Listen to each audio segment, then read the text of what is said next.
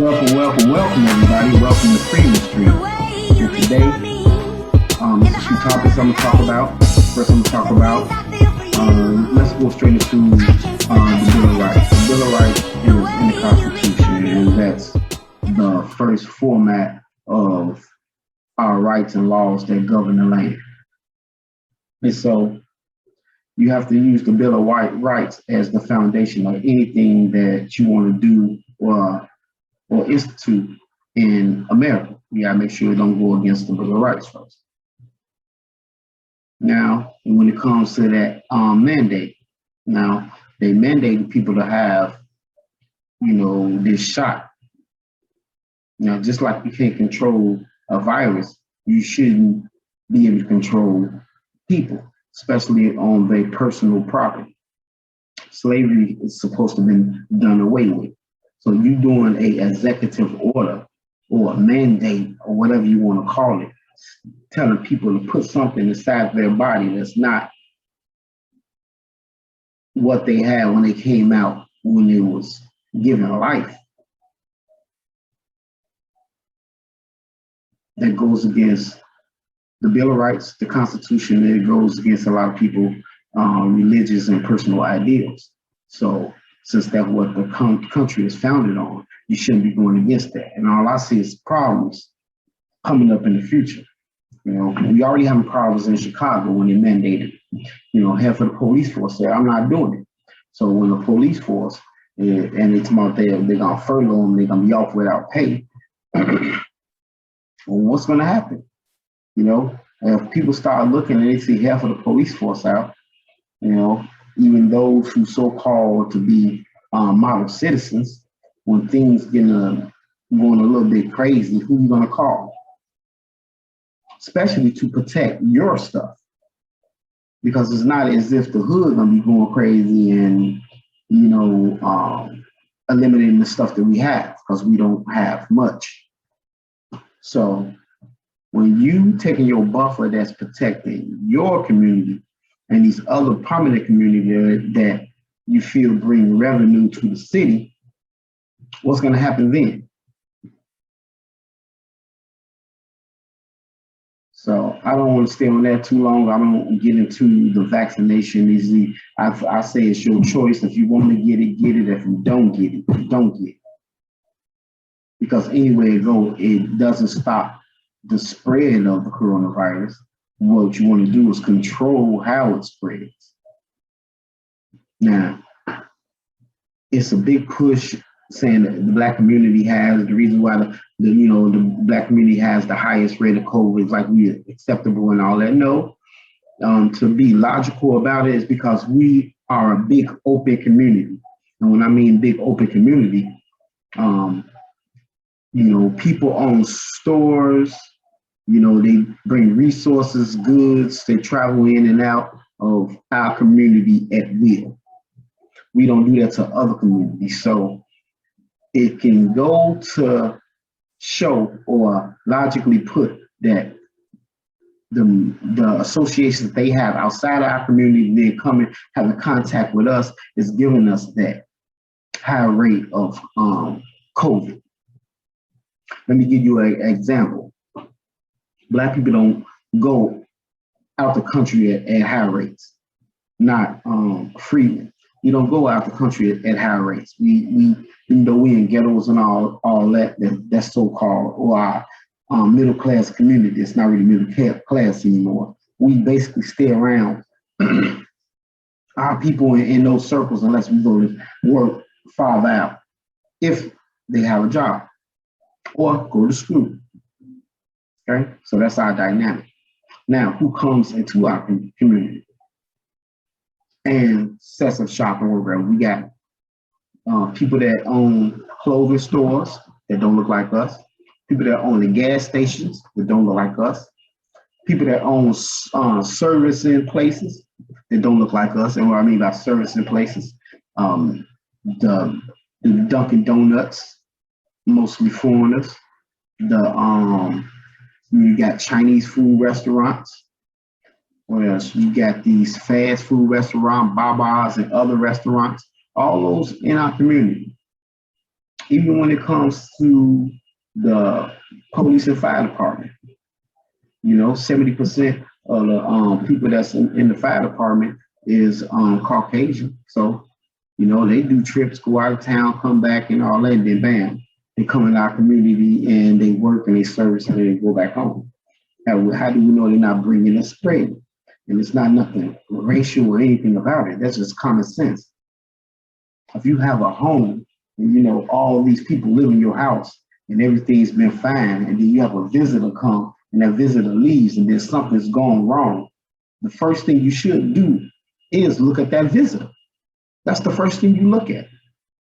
And you see how they move and the things they did, and then you make a very logical, informed decision on whether this person was the cause of whatever act that got you on edge. So, but those are just my little random thoughts. I had a conversation with youth from our organization when I was talking about the Bill of Rights and everything that's transpiring. We had a nice little conversation about that. And it wasn't a debate. I like the debate, but I have conversations with the youth because you can't debate an individual that don't have resources, a limited knowledge, and they don't know how to communicate on a certain level to get their point across. It takes time and you have to build that. So it wasn't a debate, but we had a conversation. Our conversation led around, are we citizens? And I told him, yes, we are. He said, well, his uncle said, or he heard from this, and that's one problem. A lot of people hear this. We got this great resource, this search engine back in the day. We had to go to the library. Those people who know about going to the library to do the decimal system and reference catalog and all that other stuff, we had to search. Now they could just Google it. And just because information or something comes up, you have to verify those facts. Verify your facts. You can't just read something and then just take it because it's on there and it's on the screen and in your face, and you're saying, hey, this right here, it got to be true because it wouldn't be on the internet.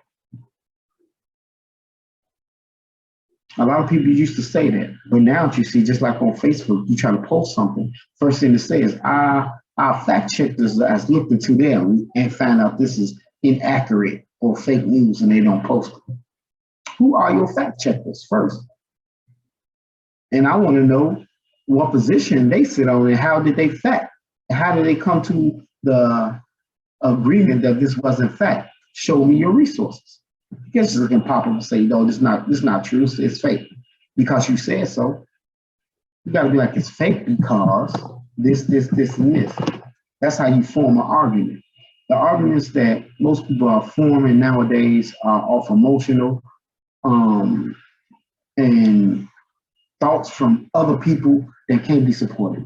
I was on Clubhouse and there was a lot of stuff going on, and they was talking about the Freedmen compared to ADOS, and how people get real emotional and start cursing each other out, calling each other out names, then bring the streets into it. I'm missing, I'm there.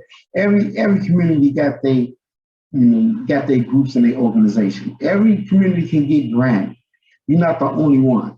And thinking that you're the baddest person out of all these people in America, all these freedmen descendants, like They, no matter how they look, they can go rah-rah too. So you have to move a certain way. You have to give respect.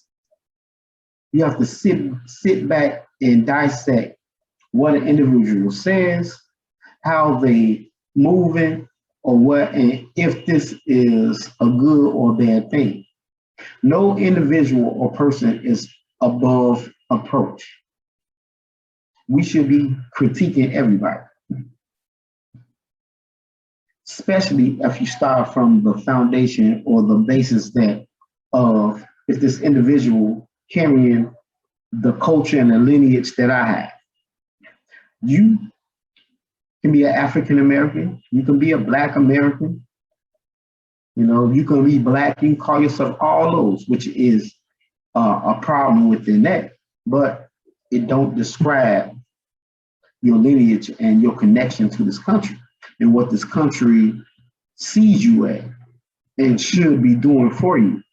And what I mean by that is freedmen, freedmen, freedmen, freedmen. It's all in the Constitution. Before ADOS was even publicated now, back then it was freedmen, freedmen, freedmen everywhere. And it's a reason why they suppressed and they eliminated the word. And it's disrespectful. And we should start viewing it as disrespectful when people come and call you African American. I didn't ask for that term. We didn't sit down and hash that term out.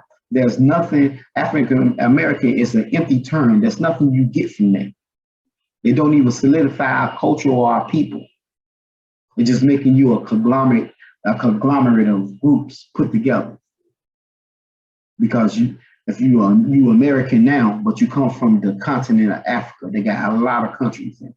So that's 52 something flags that come over here and get citizenship and be American. I only hold one flag, and that's the American flag, because I fought for this country. Not fought in the way of went to the army and all that, but I upheld the Constitution and lived by it because my ancestors did. My family fought for them. You know, my family was enslaved here. And even when they was enslaved, they fought for this country. You know, they fought for the country against the British. And and they won. And America, 1776, gained its independence. You know, Liberty Bell type, Paul Revere, you know, they got their freedom, you know, from oppression while we were still being oppressed.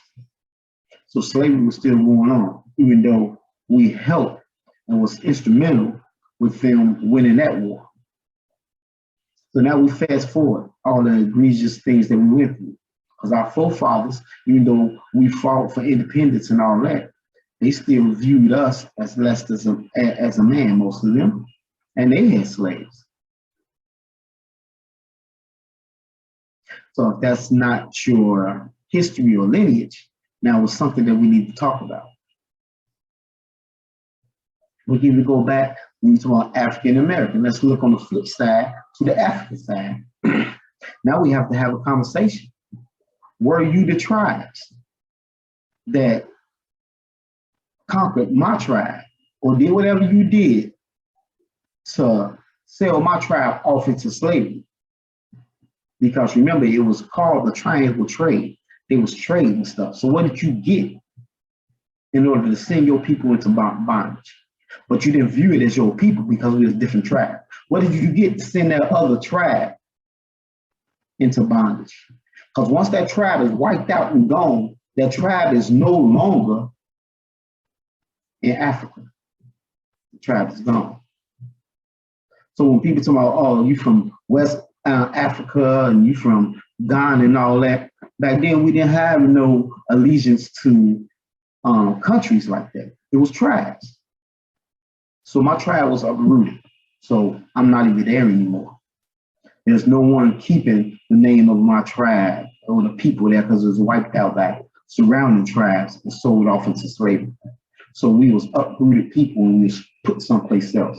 That's why we got the high amount of us here in America like that. A lot of people will try to get you to believe that we came from the Americas because we the Indians and we were sent over to the islands and the triangle trade is backwards. We were sent there to a different land, then we was filtered out through and all that, and some of us came back, which makes no sense. So that's the first realization we have to come through, the coming into a one thought that, yes, we are Africans, but my first allegiance right now and what we fought for as new people was to become American. You can't just wipe out 400 years of history and the struggles that we went through and try to push us all the way back to a place that we were rejected from. And what I mean is we was rejected by the other tribes, the tribes that sold us over there. So we got a whole real thing to come to a fact-checking moment with that. You start that as an anchor, and if you understand that you don't really have an anchor back there, when people are like, well, you gotta have traditions and all that. I'm not even the same tribe. So what my tribe probably practiced, they probably didn't practice. That's why they had a conflict. What my tribe probably was into, they probably wasn't into. That's probably why we had the conflict. And when you fight and lose a war, you're a casualty of that. So we don't really know the history in that regard, but we know that war on tribes, just like they do now, it had a clash. It was a winner and it was a loser, and the loser was sent off the continent. That's what happened. So when you sent off the continent, there is no coming back. People thinking in their mind that the story is, oh man, there's a couple of us, we go out there and hunt, and then we just got snatched up by the white man because we was hunting, and then boom, they whisked us away, and people were around looking for us. Where you at? Where you at? That's why nobody came for us. Because the tribe that you was overtaken, overran by other tribes. They took all your land and everything, adopted whatever they're going to adopt it. If they wanted to keep your women, if there was lusting after them and all that, and they sent everybody else that they didn't want off. And so now they took over the land. So if you did come over here and you fought and you gained your independence, what was you going to come back to? You and your small group, you're just going to come back over to Africa, and then you're just going to fight against a whole tribe that took over the land that you was on with your tribe. It wasn't going to happen. So no one's thinking about that. And then you got individuals talking about fake Indians or Native Americans. They could choose the name they want. My ancestors already chose a name. They said that it was Freedmen. And it was put into the Constitution. And after that, it was Freedmen, until the Confederates got back into the Union, took over the southern states because they was given that power by Andrew Johnson, and he got impeached. But those people that were still inside the Confederacy and got them position back they still had their positions as governors and everything. Governors, senators, or what have you, that they was put back in place because they got in there and they placed and they started placing people in the structure of that state. And it was just a new Confederate. And so they started again say, okay, well, we got to make laws. That's why they always was on making laws for the individual state. Because if we can make laws for the state and run our state, it's not federal. So the federal feds can't come in and mess with us because these are laws. But they supposed to came and made sure that them laws was equal and supported, and that freedmen was a protected class. So that's why they started erasing out the name freedmen. So you can't come into a rule of law. You say a white man don't have nothing this that he can he don't have to respect a black man. Blah blah blah blah. Okay, that probably did say that. But what did it say when it comes to freedom? Specifically, we're supposed to have the protections under the law and the Freedmen Bureau. Like if we had a grievance, we go to the Bureau and they'll bring the feds in and say, hey, you just paid this man $20, for his corn or whatever. Then when I came, you gave this man $10 because I'm black. Same corn, probably better grade, but you didn't give me my fair share.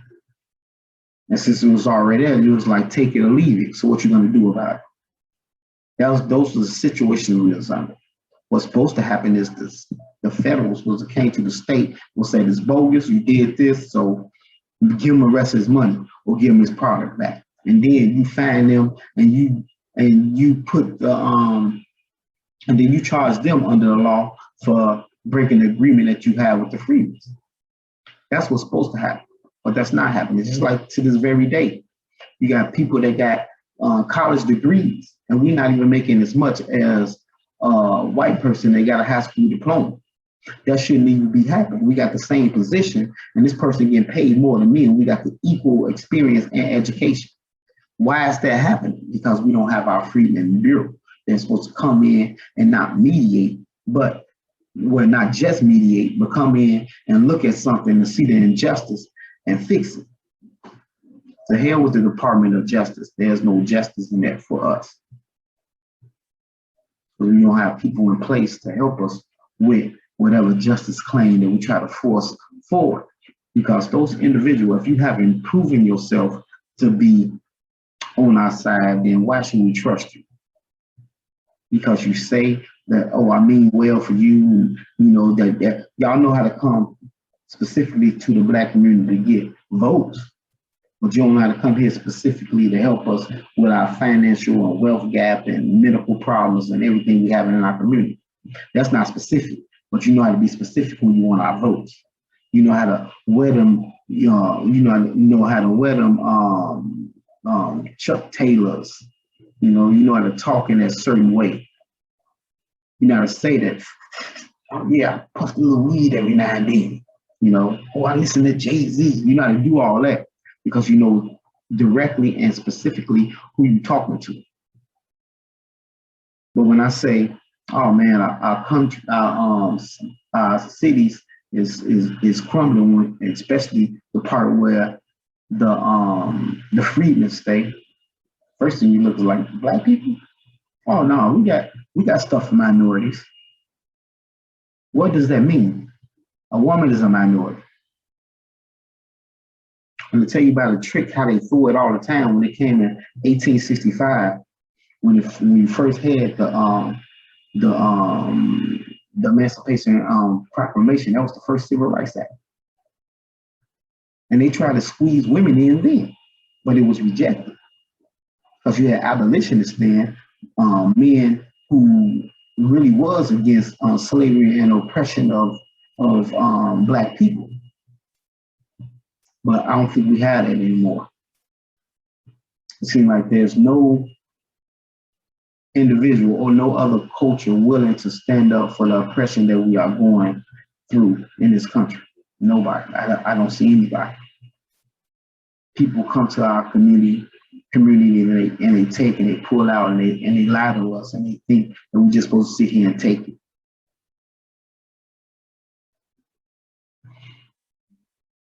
And I really feel that other nationalities that come here get things done because they have a whole nother country backing them. And America is, has some type of treaty or has some type of agreement with these countries.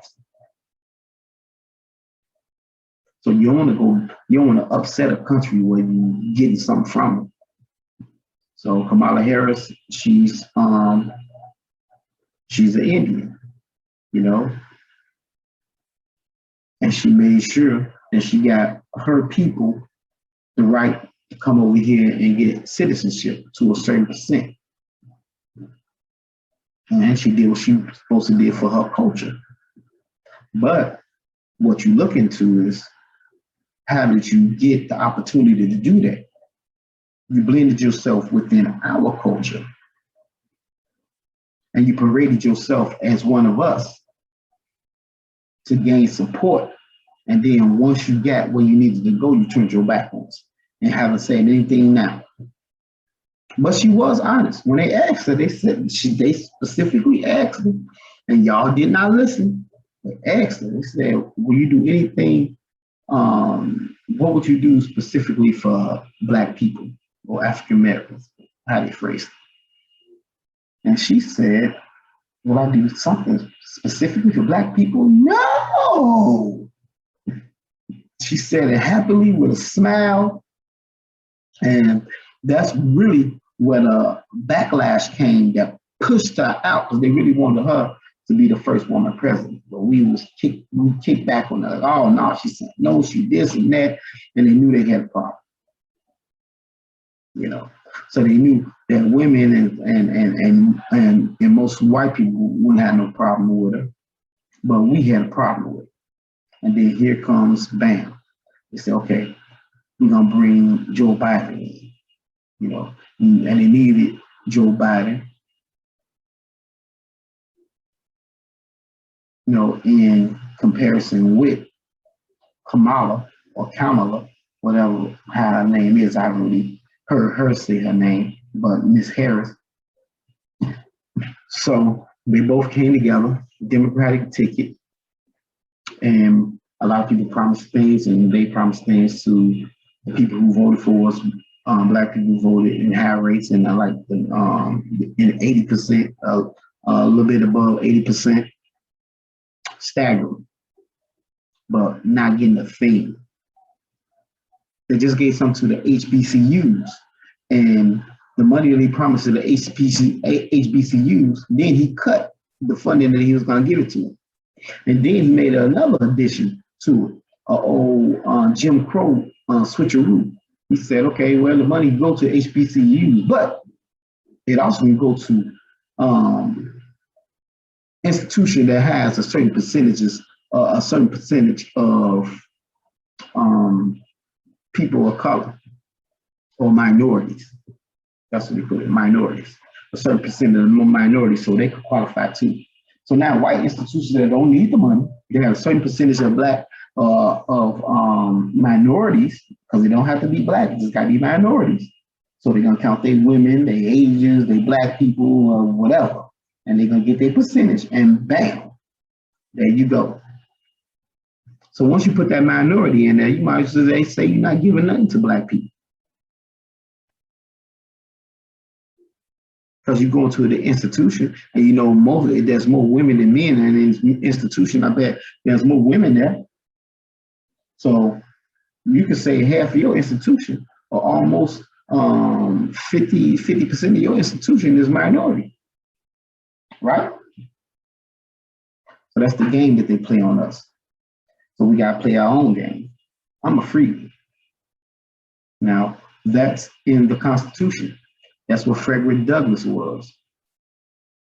You know, you got a lot of other individuals. Hiram Rebel. You know, you got Prince Rivers. Who else you got? Harriet Tubman. You know, you can keep going on. And as you follow down that timeline, you know, you got freedmen inside your own. And just because they didn't join or be part of the Freedmen Bureau, it didn't get the spread like it's supposed to spread, because they got in and they started erasing it. You had people who still didn't even know they was free. You had Native American tribes, the 5 civilized tribes, holding people and wouldn't let them go. We had to go fight against them. You know, that's why you get some of these stories when they talk to Buffalo Soldiers fighting against the tribes. And a lot of people want to say, oh no, they was doing the bidding of racist whites trying to destroy the Indians. No, No, because we was enslaved by whites and the Indians. When the when the when they started fighting, when the Civil War ensued, the Indians sided with the Confederates because they wanted to keep that money going, and they wanted to keep the structure that they had. You know, who didn't want to keep their good old slave where, I can just sit down there, hey, go bring me some water. I'm hungry. Cook me something, girl. You know, that's the type of crap that was going on. Got people working and slaving in the fields, and you felt good to say, oh yeah, because they get well fed. They don't want for nothing. They don't want for nothing. Well, why don't y'all trade places and see what happens? And if you got mad or anger inside your house, you'll come out in the fields and take your anger out on the people who's working your plantation, slaving away on your plantation. You see a nice, pretty piece that you like, you just go take it, because that's my property. Like a bike, I could jump on it anytime. Somebody said they want to ride it, you're gonna ride my bike. How many people have ridden that bike and the man that she loves have to stand there and watch as other people ride a bike that's really his? It's still the same way. But you got some men that's different. They know the ones that's willing to fight and die for the cause of liberation. We was willing to fight and die for the cause of liberation. And they think that's not the case today. They do things to us and think that all we're going to do is march, march, march. We're going to go through the halls of Congress. We're going to make our case, and we're going to put it out there. Now, we at the point where we are highly educated now. We made leaps when the Freedmen Bureau was put in place. We erased almost 100 years back that we was falling behind. And they seen that advancement, they quickly had to squash that. So this is just a little ramble today, a little talk. I'm gonna be more specific going forward, because I want to get everybody to really pull up that name Freedmen, use that name Freedmen. When they say African American, I turn. When I do a little research of individuals, I was looking at the life of Frederick Douglass, reading some of his writings and all that. And then when they was talking about him, they always kept saying African American, African American. This is a new term. What was they described back then? Freedmen. It is a very disrespectful thing to throw that term on me, knowing that term is not specific to me. That's calling me out my name. Stop calling me out my name. So the book that I'm going to read now, I got this book. I should have been read it. I was on Clubhouse, we was in this group, and they was talking about all the atrocities and what happened. And all they call it black massacres, that happened in a whole bunch of towns and in a whole bunch of cities all around America in different times and different parts of the year. Not just 1919, but you had a lot of other years where we had problems with these people when we try to advance.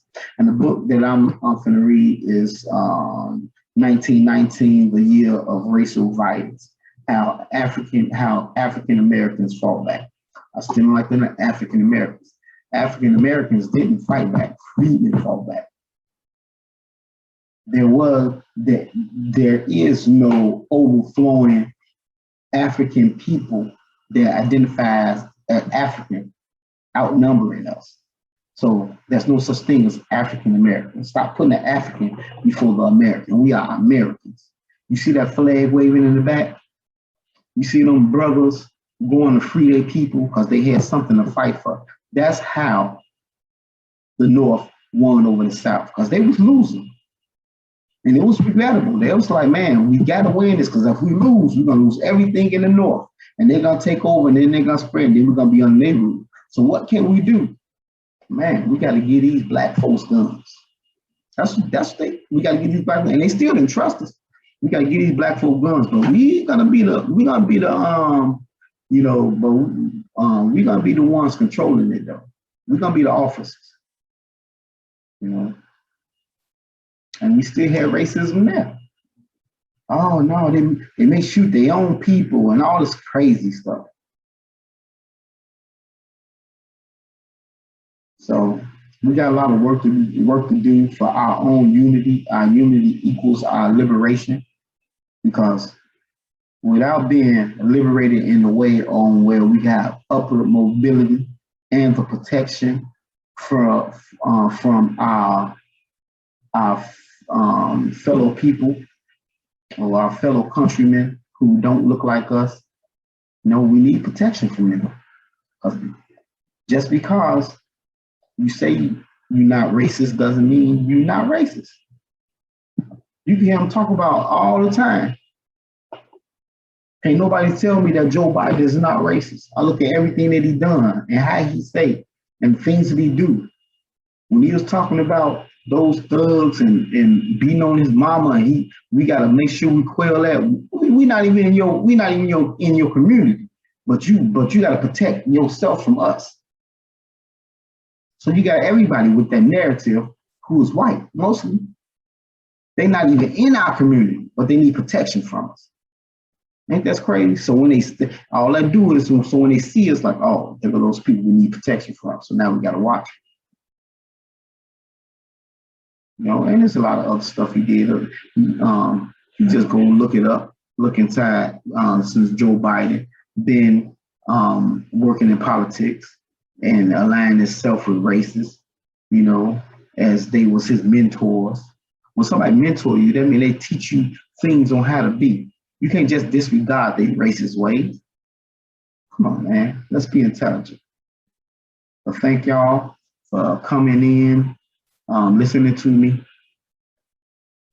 Hit me up, send me something through my email, or send me a post, and let's just talk about a topic. And if I got anything wrong, please correct me on it. All right. Peace. Freedmen Street, 1865. Let's start it.